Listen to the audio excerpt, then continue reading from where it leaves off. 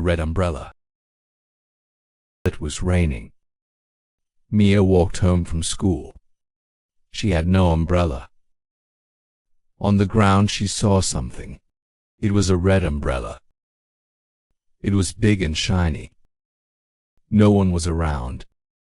Mia picked it up. She opened it. The rain stopped. She looked around. The street was dry. The sky was blue. But behind her she heard footsteps. Slow. Closer. Mia turned. A tall man in a black coat stood there. He smiled. "That," he said, "is mine."